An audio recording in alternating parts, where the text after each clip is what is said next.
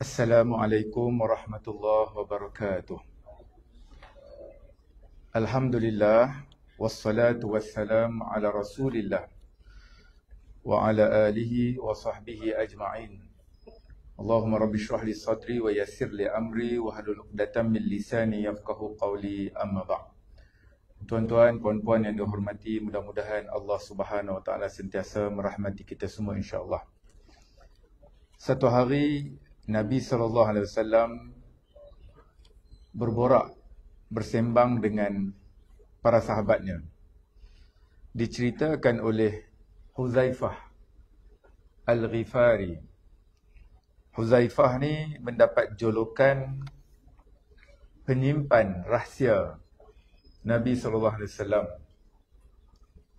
Kata Huzaifah, "Ittala'an Nabi sallallahu alaihi wasallam wa nahnu natadhakaru." Satu hari ni Huzaifah kata, kami tengah duduk berborak, bersembang dengan para sahabatnya. Tengah-tengah duduk berborak tu datang Nabi SAW. Kata baginda, "Ma tadhakarun?" Kamu duduk sembang apa, duduk cakap pasal apa? Jawab mereka, Huzaifah dan sahabat yang lain kata, "Nazkurus sa'ah." Kami duk cakap, kami duk bersembang bab kiamat. Bab kiamat. Apabila Nabi SAW mendengar respon daripada Huzaifah dan sahabat yang lain, yang mereka borakkan itu adalah bab kiamat, maka kata baginda Nabi SAW kepada mereka, "Innaha lan taquma hatta tarawna qablaha ashrayat." Yang kamu duk sembang bab kiamat ni, kiamat tu takkan jadi, kiamat tu takkan berlaku. Hatta tarawna qablaha ashrayat, sehinggalah berlakunya 10 perkara, sehinggalah terjadinya 10 benda ni, barulah kiamat tu terjadi. Hadis ni sahih, riwayat Imam Muslim. Dalam bab hadis, dalam bab fitan akhir zaman, kedudukan hadis nombor 2901, riwayat Imam Muslim. 10 tu apa dia? Di dalam kitab Fathul Bari, ni nama kitab lah, bukan nama orang lah. Fathul Bari nama kitab. Disusun dan dinyatakan oleh Imam Ibn Hajar Al-Asqalani. Saya sebut nama supaya senang. Imam Ibn Hajar Al-Asqalani ngambil daripada hadis tadi tu yang kita baca sebahagiannya itu, maka dengan masa yang ada lebih kurang 40 minit ini, maka Nabi SAW cerita kepada sahabat dan disusunkan dalam kitab Fathul Bari yang saya nyatakan tadi tu untuk memudahkan kita faham. Sekurang-kurangnya kita mengetahui akhir zaman ni sekian-sekian ni berlaku, dan mengikut jumhur inilah susunan dia. Maka yang pertama sekali, yang awal sekali, maka kata Nabi SAW kepada para sahabatnya, iaitulah la tazhabud dunya hatta yamlikal arab rajulun min ahli baitin yuwatis musmi. Kronologi dia, timeline dia, susunan dia. Pertama sekali kata Nabi SAW, takkan berlakunya kiamat, takkan terjadinya kiamat sehinggalah manusia ni, umat ini ditakbir, diperintah khalifah daripada keturunan aku. Namanya macam mana nama aku Muhammad, nama ayahnya seperti mana nama ayahku Abdullah. Dia diberi golongan Al-Mahdi, diberi gelaran Imam Al-Mahdi. Keturunan aku iaitu Ahlul Bait. Pertama sekali, ringkasnya, Nabi SAW bagi tahu dah, dunia ni sebelum kiamat, umat ini akan dipimpin, ditakbir oleh Imam Al-Mahdi. Imam Al-Mahdi, penceritaannya panjang. Kalau kita baca bab fitan akhir zaman, bab dan hadis yang cerita pasal Imam Mahdi ni lebih kurang 50 hadis, lebih kurang. Dari segi ilmu hadis, keadaan dan kedudukan itu dikatakan mutawatir maknawi. Kuat hadis ni. Maknanya Nabi SAW ramai sahabat dengar Nabi SAW cerita pasal Imam Mahdi ni. Lebih kuat pada hadis sahih lagi. Penceritaan dan dikehendaki kita beriman dengan Imam Al-Mahdi yang pada bila-bila masa saja yang Allah boleh zahirkan untuk kita berbai'ah dengannya. Dan insyaAllah kalau ada kesempatan nanti sekejap lagi kita tengok apa tanda dan signal sebelum Imam Mahdi ini dibai'ahkan. Step yang pertama, Imam Al-Mahdi. Ketika era Imam Al-Mahdi sudah dibai'ahkan secara ringkas saya sebut, maka tentera Imam Al-Mahdi asalnya tak ramai. Asalnya tak ramai yang akan berbai'ah dengan Imam Mahdi. Ringkasnya, tentera Imam Mahdi akan bertempur dengan tentera yang Nabi SAW sebut namanya Sufyani. Tentera Sufyani yang akan bertempur dan pertempuran itu akan berpihak dan memenangkan umat Islam. Tentera Sufyani ditenggelamkan oleh Allah di satu tempat namanya Baidah.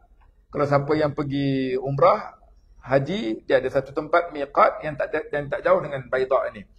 Jadi, bila berlakunya saat Imam Mahdi dah dibai'ahkan kelak, andai kata kita dengar cerita itu, perkhabaran itu sampai pada kita. Kita bagi tahulah kepada anak cucu kita.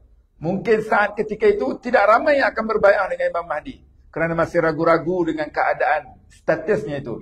Namun setelah petanda besar yang Nabi SAW cerita 1400 tahun dulu lebih kurang, bila tentera yang datang daripada Syam, Syria nak menyerang Imam Mahdi di Makkah, Allah tenggelamkan mereka di satu tempat namanya Baidah. Yang benda ini tak boleh dibuat dan tak boleh direka.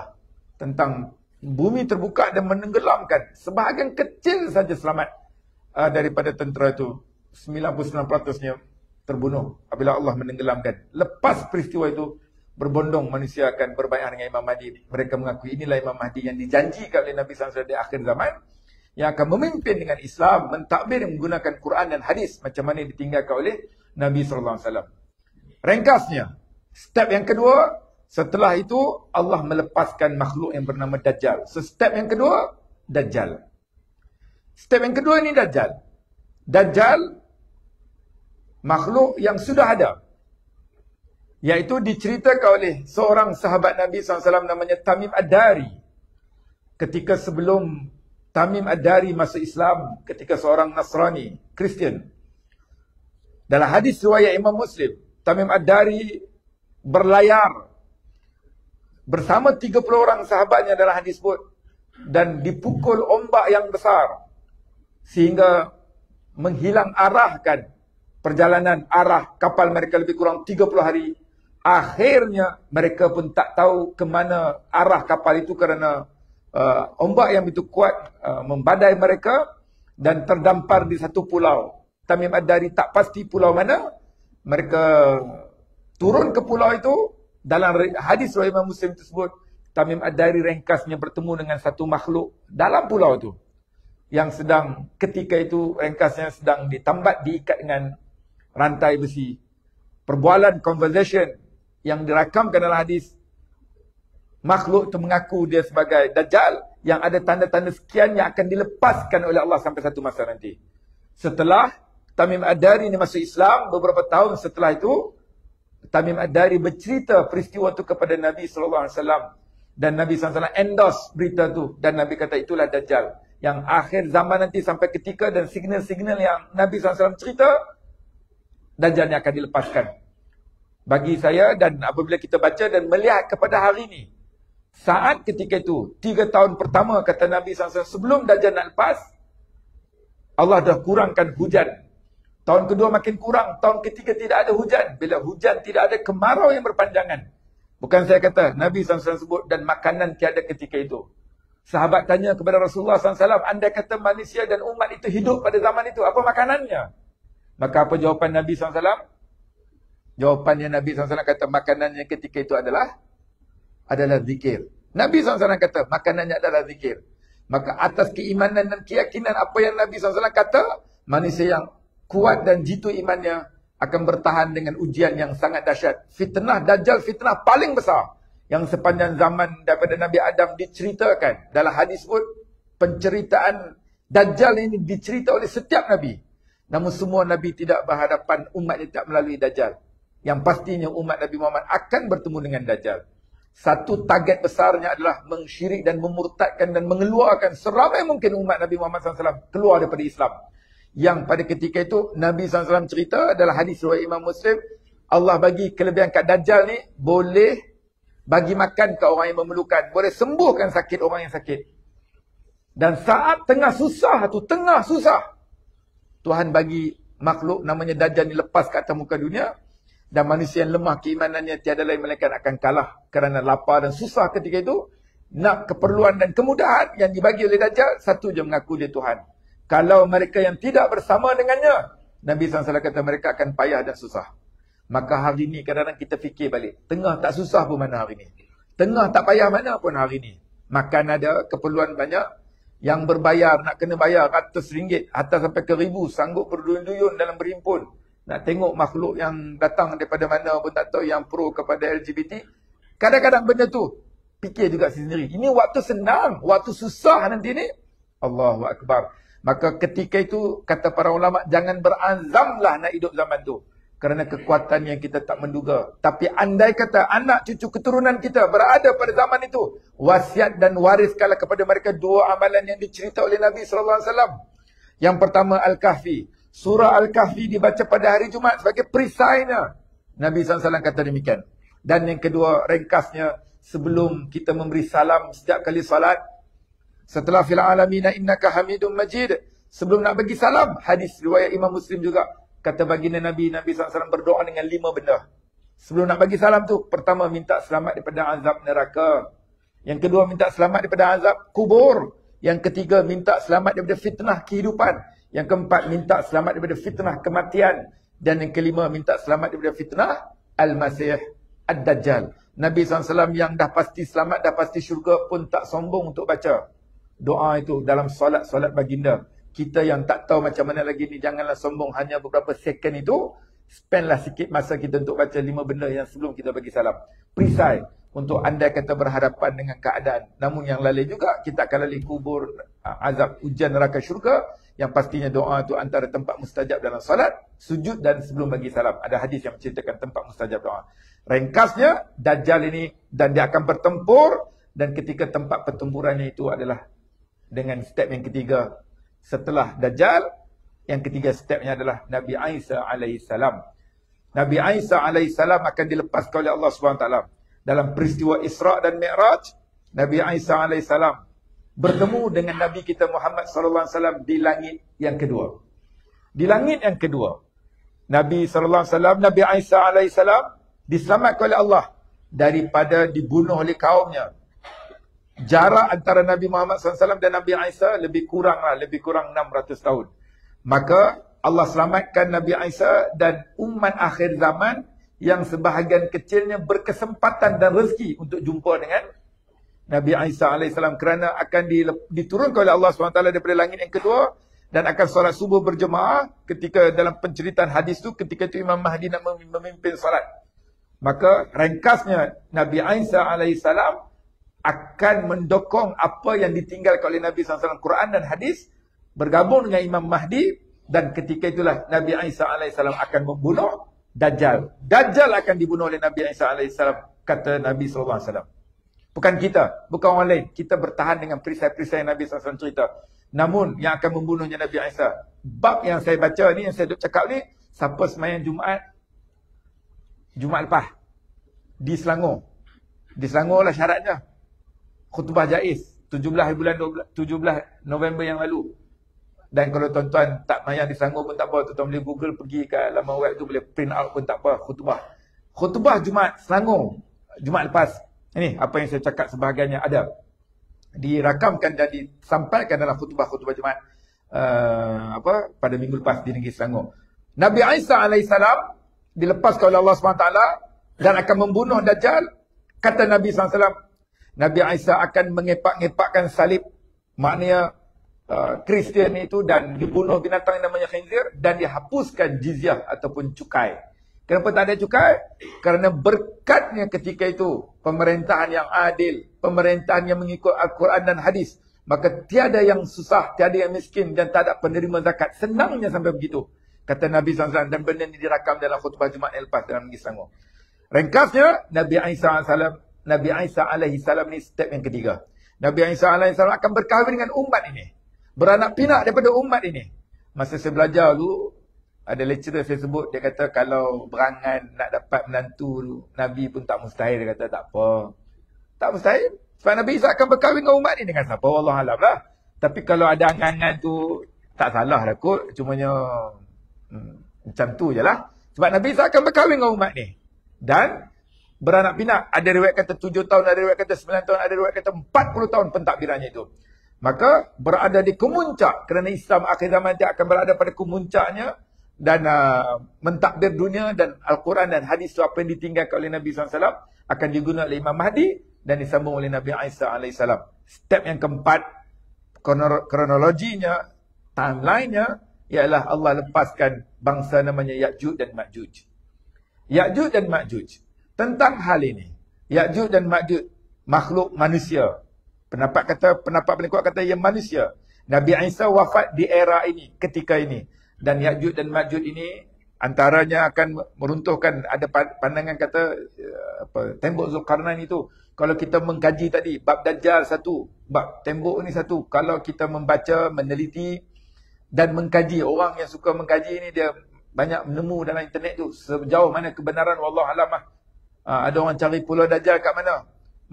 Berdasarkan hadis Tamim Ad-Dari tadi ni, Nabi mengarah ke arah timur. Daripada tanah haram tu mengarah ke arah timur. Tempat itu. Maka mereka mengkaji sebahagian daripada Yaman itu. Dan mereka Google ada satu tempat yang mereka kaji. Ada satu pulau yang agak pelik. Dan mereka letak pun nama tu Pulau Dajjal. Wallahualam, tuan jangan tahu. Antara kepelikannya, pokok yang dalam tu ada dalam Google tu. Kalau tuan-tuan tengok.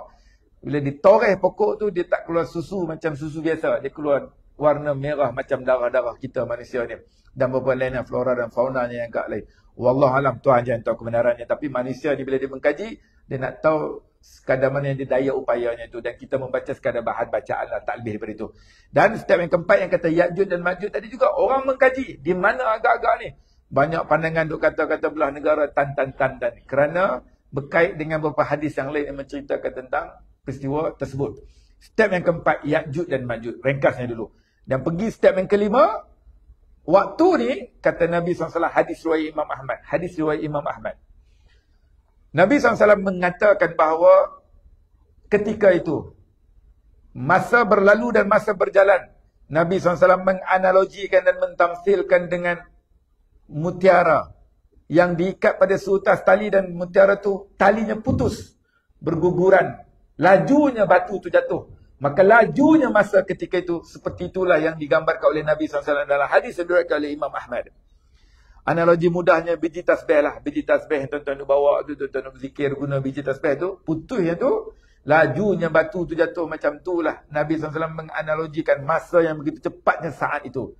Dan pelik-pelik. Antara yang peliknya, step yang kelima, Allah lepaskan, Allah zahirkan, fazakara ad-dabbah. Satu binatang, satu makhluk yang bernama dabbah. Dabbah ni dia berbulu tebal. Dalam riwayat hadis kata, Nabi SAW kata, dabbah ni dia boleh bercakap. Binatang dia boleh bercakap, dia boleh pergi cop. Kata orang Islam, beriman kafir, dia boleh pergi rubber stamp ke orang-orang yang dia sampai. Dan dia boleh, antara kelebihan yang Tuhan bagi, dia boleh bercakap dan kata ni kafir, ni beriman, ni kafir dan ni beriman. Benda ni kita dengar tak pelik apa pun tuan-tuan. Manusia boleh bercakap sebab Allah bagi izin je ni. Ada tak manusia yang tak boleh cakap? Adalah bisu tu. Satu, yang boleh cakap ni pula, Allah bagi kelebihan ada, kalau kita baca, ada ratusan bahasa. Ada pandangan kata sampai ke ribuan bahasa, language yang ada atas dunia ni. Kita mungkin faham bahasa Melayu, bahasa Inggeris, Arab sikit-sikit. Tapi kalau bahasa lain, tak faham pada. Dia cakap lah macam mana kita tak faham pada. Itu kelebihan juga. Yang Tuhan bagi, yang kita tak boleh nak menguasainya. Kelebihan Allah mencipta manusia pelbagai latar belakang, pelbagai bahasa, yang bahasa tu sama-sama mereka faham dan orang lain tak ada nak faham dah. Kekuasaan dan maha sucinya Allah menunjukkan maha hebatnya Allah. Jadi manusia dan ketika itu dabbah ni step yang kelima, Allah bagi dia boleh cakap, tak ada benda yang pelik apa, tak ada mustahil bagi Allah. Maka dia ni antara kelebihan dia dan pelik-pelik waktu tu, dia boleh pergi cakap dan dia pergi kata ni beriman, ni kafir, ni beriman, ni kafir. Step yang keenam, berlalunya juga kata Nabi SAW, fazakara ad-dukhan.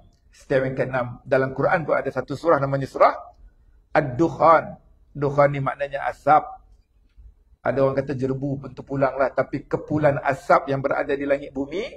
Dalam riwayat kata kepulan asap yang tebal ini, orang yang terhidunya, sebahagiannya dapat penyakit daripada menghidu kepulan asap ini, dan sebahagiannya Allah matikan mereka.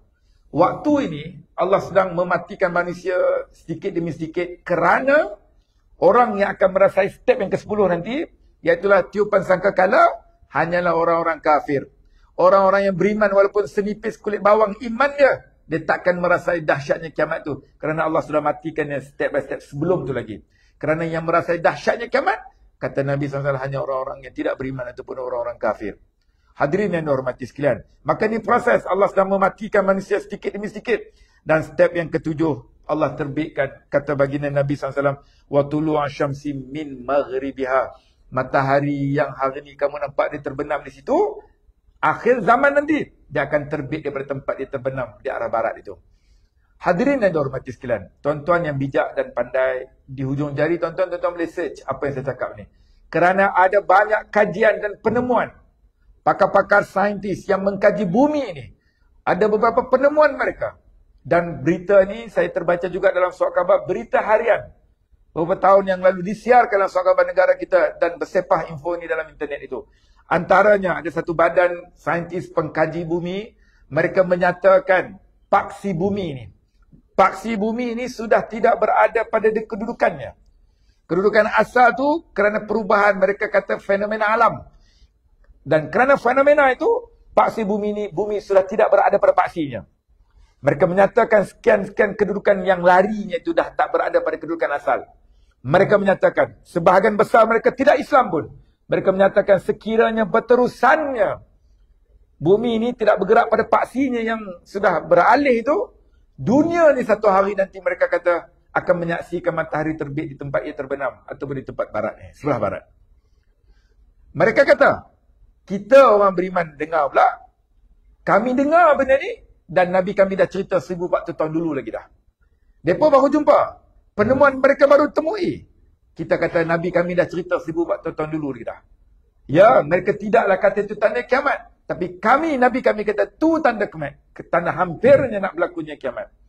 Hadirin yang dihormati sekalian, banyak benda yang akhir zaman ni sebenarnya umat ni patutnya iman lebih kuat.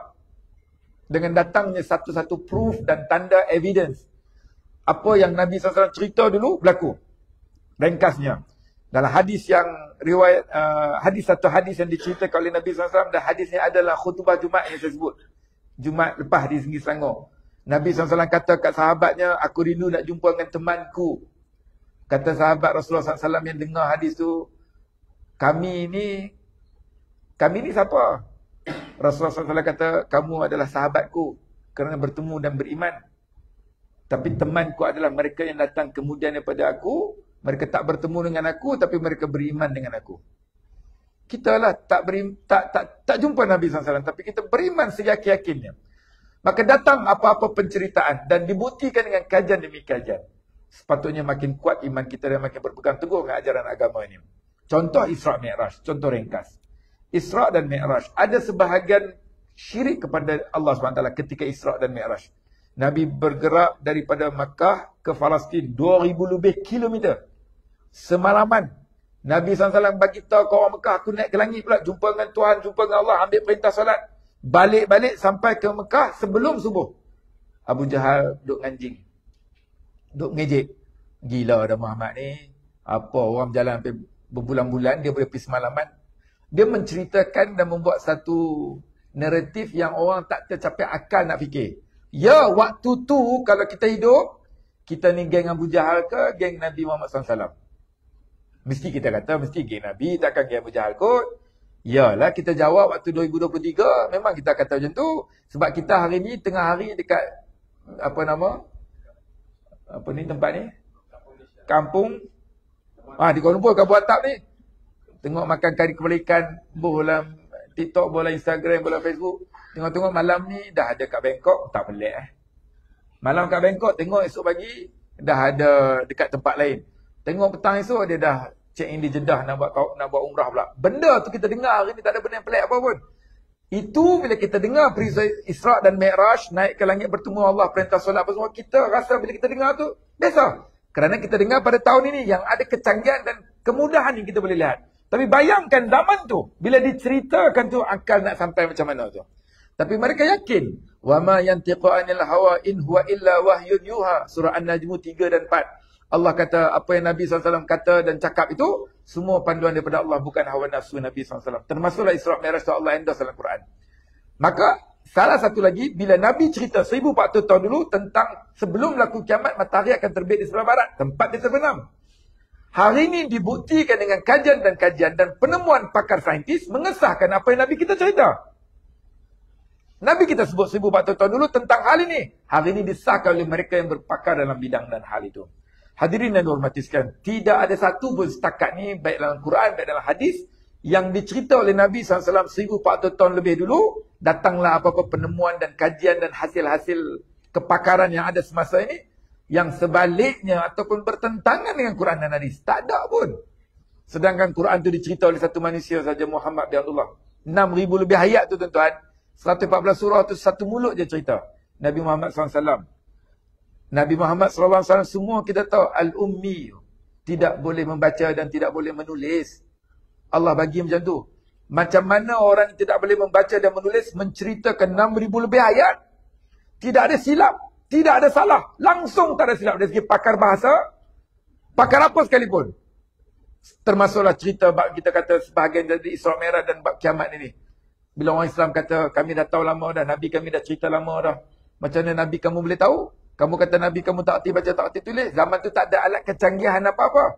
Kerana apa yang Nabi kami kata, bukan kerana hawa nafsu Nabi. Tapi semua adalah panduan dan wahyu daripada Allah Subhanahu Wa Taala, Tuhan yang mencipta alam dan langit ini. Hadirin yang dihormati, kerana sebab tu kalau kita membaca ada sebahagian kecil saintis yang non-Muslim masuk Islam. Selepas mereka mengkaji ni tak pelik apa. Kerana mereka mengkaji dengan isi hati dan akhirnya Allah rezekikan hidayah kepada mereka. Step yang ketujuh tadi, matahari terbit di sebelah barat ataupun tempat yang terbenam. Step yang ke-8, setelah bumi ni tidak berada pada galaksinya dah. Apa yang diinstall dan diformatkan hari ni kerana sistem itu. Kita bangun pukul 7, nampak terang sikit, pukul 8 makin terang, pukul 9 panas sikit dah, pukul 10 makin panas dah. Saat ketika itu kata Nabi SAW, kamu bangun pagi macam mana? Malam, gelap gelita. Sebab matahari terbit di tempat dia terbenam. 360 darjah, berpusingnya itu. Maka dalam keadaan begitu, galaksi bumi sudah lari dan tidak ada pada kedudukannya. Step itulah kata Nabi SAW. Wasala sata khusufat, khasfun bil masyriq wa khasfun bil maghrib, wa khasfun bil jaziratil Arab. Saat ketika itulah datangnya step yang ke-8. Iaitulah berlakunya gempa earthquake yang kuat. Menghancur ranapkan barat dan timur dan kepulauan Arab tu. Dan setelah itu Allah dah mematikan sebahagian manusia. Datang yang berikutnya kata Nabi SAW, wa dzalika narun takhruju minal yaman tarudun nas ila mahsyarihim. Datang api yang besar kata Nabi SAW, mengejar manusia yang tidak beriman ni. Dan berlakulah ke yang ke-10, tiupan sangkakala yang kali pertama. Maka saat ketika itulah dia hancur selebur-leburnya alam dan dunia ni. Maka itulah 10 perjalanan step timeline yang disebut oleh Nabi SAW. Dan tuan-tuan boleh tengok dalam kitab Fathul Bari, dijatakan oleh Imam Ibn Hajar Al-Asqalani, hadis yang Nabi cerita kepada Huzaifah Al-Ghifari masa mereka bersembang, masa mereka ketika mereka berborak dengan Nabi SAW tentang perihal kiamat. Hadirin yang dihormati sekalian, sekongkongnya hari ini kita tahu sedikit susunan itu. Yang keduanya, apa yang saya kata ni adalah khutbah Jumaat juga. Kenapa saya sebut je ni? Sebab sekongkong tuan-tuan boleh google je lagi, tuan-tuan boleh print, tuan-tuan boleh print khutbah Jumaat lepas tu. Balik rumah malam ni ambil batang mok, baca depan anak isteri. Tak apalah, rehearsal sebelum jadi tok khatib di masjid, baca dulu apa hak minggu lepas tu. Sekongkongnya kita boleh share dengan anak isteri kita apa khutbah yang mungkin sebahagian perempuan tak boleh dengar. Sebab mereka tak ke masjid, melainkan mereka tengok live dalam FB atau sebagainya. Apa yang diceritakan? Nabi SAW cerita kepada Huzaifah masa Nabi hidup lagi. Masa Nabi SAW hidup dulu, Nabi cerita kepada Huzaifah perjalanan dunia ni. Ni dalam khutbah, saya sebut ni benar dalam khutbah ni. Perjalanan dunia ni nak berlaku apa, nak berlaku apa. Nabi SAW pernah cerita kepada Huzaifah. Masa Nabi cerita kepada Huzaifah, Nabi masih hidup. Sebab Nabi bercakap. Huzaifah pun tak rasa. Kita dengar hadis tu 1400 tahun kemudian, Allahu Akbar. Exactly. Tepat apa yang Nabi kita kata. Allahu Akbar. Nabi SAW kata apa? Era paling gemilang umat ini, era kenabian. Nabi ada. Sahabat merasa wahyu turun. Ada problem, mereka ada Nabi. Mereka boleh rujuk Nabi SAW. Sampai satu masa Allah angkat Nabi, atau Allah wafatkan Nabi. Umat ni akan ditabir oleh khilafah. Dengan sistem khilafah. Yang ditinggalkan oleh Nabi SAW, Al-Quran dan hadis itu, mereka ni mentadbir. Nabi SAW tidak menamakan penggantinya. Sedangkan layak tak Nabi SAW nak kata, waktu Nabi tengah gering dan sakit itu, Nabi kata nanti kalau aku tak ada, hang jadi ketua nah, hang jaga nah, sekian-sekian orang. Nabi tidak mention, Nabi tak sebut mana-mana sahabat dia. Boleh sangat Nabi SAW nak sebut. Tapi tidak ada Nabi memberi signal siapa yang nak jadi. Tidak. Sehinggalah setelah Nabi SAW wafat, mereka bermesyuarat, syura sesama mereka, para sahabat. Mereka cari the best among the best. Siapa yang nak memimpin mereka, nak lead mereka sebagai khalifah. Maka diputuskan Sayyidina Abu Bakar. Ringkasnya, setelah Sayyidina Abu Bakar meninggal, Sayyidina Abu Bakar pun tak waris. Tak pesan, lepas aku tak ada nanti yang ganti dia ni. Jangan main. Anaknya menjadi isteri Nabi SAW, Aisyah. Besar dia punya pengaruh dan kelebihan itu. Yang dibawa teman ketika peristiwa hijrah dan sebagainya. Besar, orang kanan Nabi SAW. Ketika wafat, hampir wafat, Sayyidina Abu Bakar tak pesan pun siapa nak ganti dia. Setelah wafat, bermesyuaratlah mereka, siapa pula nak ganti, nak jadi ketua ni. Ringkasnya mereka memilih Sayyidina Umar Al-Khattab radhiyallahu anhu. Sayyidina Umar mentadbir. Lebih kurang 10 tahun dan Sayyidina Umar dibunuh dalam ketika mengimamkan solat subuh oleh Abu Lu'lu'ah dengan pisau bermata 3. Beberapa hari setelah itu, kesan daripada tikaman yang dahsyat itu, meninggal. Wafatnya Sayyidina Umar Al-Khattab radhiyallahu anhu. Sayyidina Umar pun tak pesan siapa nak ganti dia. Bermesyuaratlah mereka siapa nak ganti, naik Sayyidina Osman. Sayyidina Osman bukan kaleng-kaleng. Sayyidina Osman ni kahwin dengan 2 puteri Nabi SAW. Diberi title Zunurain. Kahwin dengan 2 anak wanita, 2 puteri baginda Nabi SAW. Tak dahsyat, hebat. Pun dibunuh oleh manusia yang tak tanggungjawab. Sayyidina Osman dibunuh, bukan mati sakit atas katil, dibunuh. Setelah dibunuh, sehampir ketika itu pun tidak Sayyidina Osman pesan siapa-siapa pun nak jadi penggantinya. Setelah wafat, terbunuh. Mereka bermesyuarat siapa nak ganti pula. Naik Sayyidina Ali radhiyallahu anhu. Sayyidina Ali juga menantu Nabi SAW berkahwin dengan Fatimah binti Muhammad. Keturunan inilah yang akan lahirnya Imam Mahdi kelak. Pernikahan yang ada Hasan dan Husain ini. Setelah Sayyidina Ali pun dibunuh. 3 orang sahabat kanan dibunuh. Sibuk mengurus manusia, sibuk mentadbir manusia. Satu kelebihan dah. Ada orang tak suka pentadbiran ni. Serabut kepala dia. Penting anak bini ada, balik boleh tidur, makan semua, pergi kerja, cukup dah. Dia tak mau sabur-sabur ni, apa semua pentadbiran ni biar-biar. Lepas tu, WhatsApp apa semua tergadai baru tahu. Jadi, kelebihan yang besar kepada para sahabat yang 9 daripada 10 yang ahli syurga dah confirm tu tuan-tuan. 9 ni pentadbir. Seorang je businessman, Abdul Rahman bin Auf. 9 lagi semua pentadbir. Pentadbir yang duk sibuk mentadbir mengurus manusia ni. Seorang je businessman yang dah confirm masuk syurga tu. Maknanya signal yang Nabi SAW nak tunjuk. Manusia ni boleh disibukkan dengan mengurus manusia, mentadbir manusia. Maka dia ada kelebihan yang besar. Tapi syarat dia mentadbir menggunakan Quran dan hadis. Macam mana Nabi SAW tinggalkan. Nabi SAW pun bila diutuskan menjadi Nabi, Nabi tak duduk dalam gua berzikir, semayang. Tak. Nabi turun dalam masyarakat. Nabi involve dalam masyarakat. Nabi memimpin masyarakat. Nabi ketua masyarakat. Mengajak dia yang makruf dan mencegah kepada kemungkaran. Setelah terbunuhnya Sayyidina Ali, naik siapa? Muawiyah bin Abi Sufyan. Setelah Muawiyah bin Abi Sufyan gering dan sakit, dia mula sistem perwarisan. Sistem ini dengan sistem diwariskan. Mereka masih khalifah, mereka masih guna Quran dan hadis, mereka seorang Islam mentadbir secara Islam. Ratusan tahun dinasti ini berjalan. Umayyah, Abbasiyah, Osmaniyah. Yang ni Nabi SAW tak sebut. Tapi Nabi SAW sebut apa dia? Setelah jatuhnya khilafah, khilafah ni jatuh, sejarah semua sama aja. Mac 1924. Mac 1924. Sultan Abdul Hamid, Sultan yang terakhir sebagai khilafah umat Islam di Turki. Maknanya Mac 2024, next year, ketika Ramadan tahun depan, baru genap 100 tahun umat Islam hilangnya sistem khilafah berpayung di bawah satu payung umat Islam ni. Berakhirnya Mac 1924 ketika peristiwa Kamal Atatürk dan seorang lagi manusia namanya Syarif Hussein. Yang jangan lupa, Syarif Hussein ni orang Arab, Kamal Atatürk ni orang Turki, bergabung untuk menjatuhkan Sultan Abdul Hamid khilafah Islam yang terakhir. Maknanya baru 99 tahun, hampir 100 tahun. Kena ingat, setiap 100 tahun Nabi SAW kata akan datangnya mujaddid. Akan datangnya mereka yang membawa syiar, membawanya semangat baru kepada agama itu. Maka kena berhati, dan inilah benda yang perlu kita renungkan dengan keadaan sejarah dan apa yang Nabi SAW cerita kepada Huzaifah setelah jatuhnya khilafah. Apa kata Nabi SAW? Apa yang saya kata ni hadis, dan hadis ini dibaca dalam khutbah Jumaat minggu lepas. Saya sebut, saya ulang nak bagi tuan-tuan kata benda ni dalam khutbah. Cuma khutbah dia baca straight lah, tak boleh huraian macam ni. Tu yang lepas khutbah tak pasang buat tu. Kalau semain kat Masjid Negara, lepas tu dia kena caketiau lah, mi tarik lah apa, dah kali lupa macam tu ya. Dengan kena air jagung pula sambil-sambil berjalan balik. Dengan dah kali tak tahu khutbah cerita apa pun tak tahu. Tapi hanya Selangor je lah. Saya ulang balik nak bagi faham. Tuan-tuan boleh download. Nabi SAW kata apa? Setelah khilafah ni jatuh, umat ini akan dipimpin oleh kerajaan yang menggigit rakyat dia. Kerajaan yang menggigit rakyat dia. Nabi guna perkataan itu. Digunakan kerajaan yang menzalimi dan menyusahkan rakyat dia. 100 tahun ia berjalan.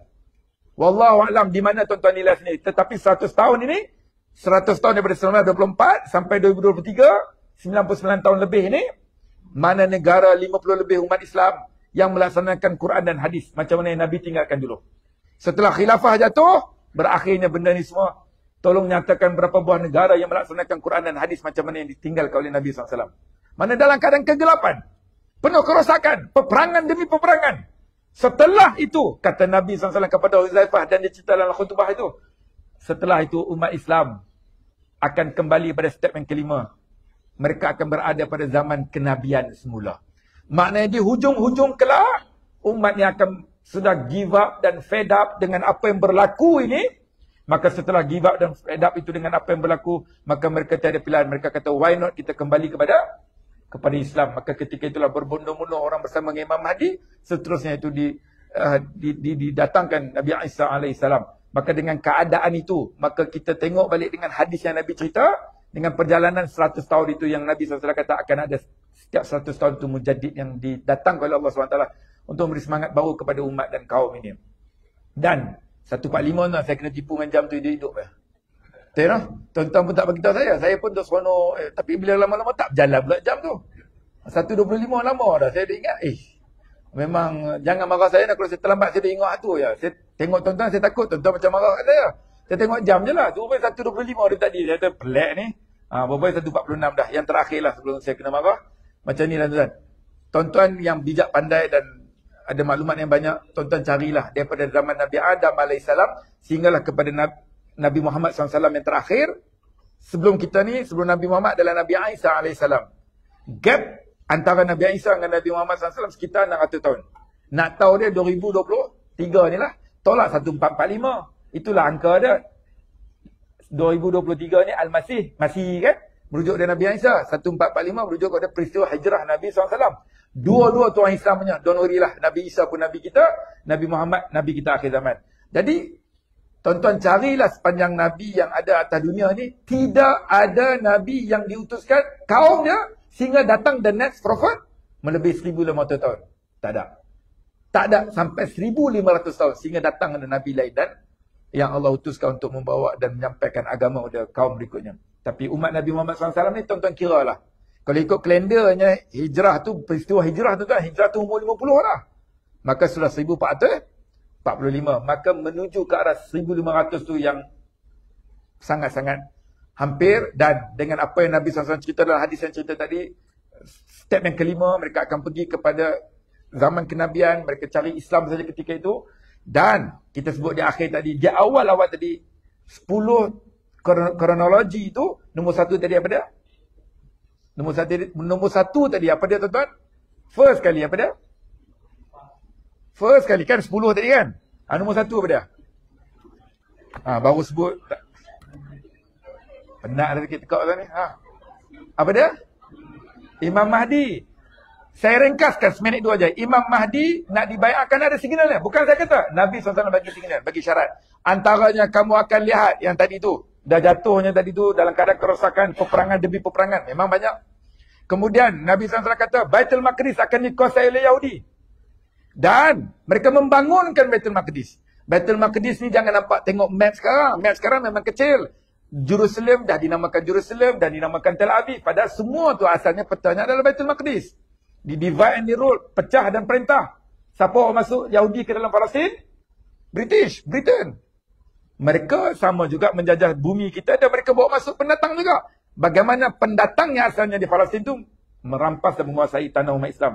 Maka berhati-hatilah di tempat kita supaya benda-benda ni semua tidak berlaku, mudah-mudahan insyaAllah. Tapi point dia, ketika British bawa masuk Yahudi dan sejengkal demi sejengkal, sehasta demi sehasta, apabila direlatekan dengan peristiwa akhir zaman, rupa-rupanya sebelum berlakunya kiamat ini, datangnya Imam Mahdi. Sebelum Imam Mahdi dibai'ahkan, Baitul Maqdis akan dikuasai oleh Yahudi dan mereka membangunkan tempat itu.